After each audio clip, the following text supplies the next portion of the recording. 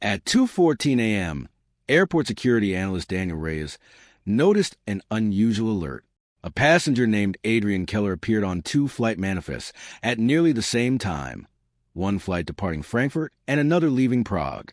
Assuming a clerical error, Reyes checked CCTV footage. To his surprise, Adrian Keller appeared in both airports. Further records showed immigration scans placing Keller in Spain, while hotel footage captured him in Amsterdam. Financial transactions linked to his bank card occurred hundreds of miles apart within minutes. Every record appeared authentic. By sunrise, federal authorities were involved. One question dominated the investigation. How could one passenger be everywhere at once? Authorities first suspected identity theft. Adrian Keller was a legitimate person with government-issued documents, tax records, banking history, and a valid passport. Yet when detectives visited his registered address, they found an empty apartment and neighbors who knew almost nothing about him. A multinational task force reviewed thousands of travel records, immigration logs, CCTV clips, and financial transactions. The deeper they looked, the stranger the case became. Keller appeared to have multiple residences, overlapping employment histories, and conflicting travel records. The first breakthrough came when witnesses identified inconsistencies.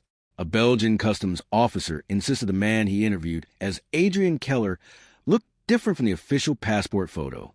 Hotel employees made similar observations. Digital forensic experts then discovered subtle biometric discrepancies. Multiple individuals appeared to be using the same identity. Investigators now believe several people were traveling as Adrian Keller.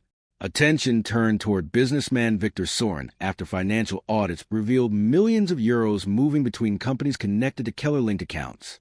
Months of surveillance followed, but the evidence collapsed. Soren had no involvement. Then journalist Clara Weiss connected Keller to a 15-year-old passport forgery case involving document forger Emil Novak, who vanished before trial. A forgotten witness statement described Novak as a man who always seemed to be several people.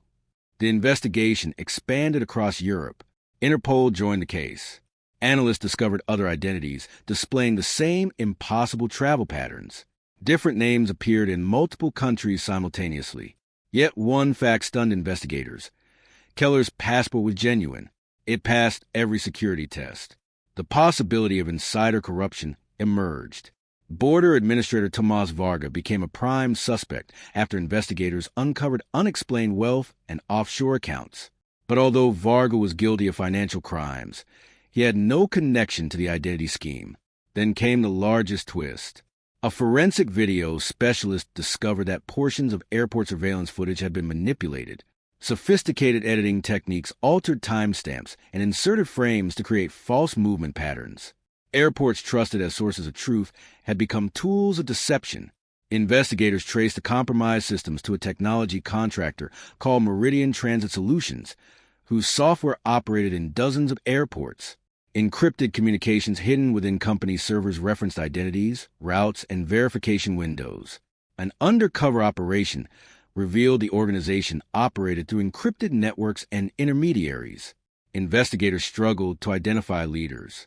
A confidential informant later described the strategy. The goal wasn't invisibility. The goal was impossible visibility. Financial analyst Naomi Chin then uncovered a crucial clue hidden inside small purchases linked to Keller's accounts. Coffee receipts, train tickets, and parking fees formed patterns matching known smuggling corridors. Identity fraud was not the final crime. It was the infrastructure supporting human smuggling, money laundering, and international fraud. Authorities launched coordinated raids across multiple countries. Servers forged documents, biometric templates, and thousands of identity files were seized. Dozens of arrests followed. Yet one mystery remained. Who was Adrian Keller? The answer emerged from an overlooked immigration photograph attached to Keller's first passport application. Biometric analysis revealed the original applicant did not match later images associated with the identity. Adrian Keller had been a real university student who disappeared shortly after applying for his first passport more than 20 years earlier. His identity had been stolen before he ever used it. Investigators traced the theft to a corrupt document processing clerk who secretly sold access to newly issued identities. Most remained dormant. One evolved into something far more dangerous. Criminal organizations continuously renewed Keller's records, manipulated databases, and transformed a single identity into a shared criminal tool used by multiple operatives across continents. The true mastermind was Elias Novak, younger brother of fugitive forger Emil Novak. Elias modernized the operation, understanding that modern security systems depended on trust between databases. By corrupting enough systems, he made truth itself unreliable. During interrogation, he reportedly said, "You think identity belongs to a person. It belongs to information." Court proceedings lasted years. Elias Novak and numerous associates were convicted. Evidence revealed a network that had moved smugglers, fraudsters, and launderers across borders by overwhelming investigators with contradictory information. The original Adrian Keller was believed to be the network's first victim. In the end, the mystery was neither supernatural nor impossible.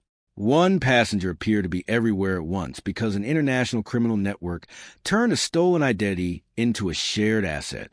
The case exposed vulnerabilities in modern travel systems and proved a disturbing reality. The most effective disguise is not a fake identity. It is a perfectly authentic one.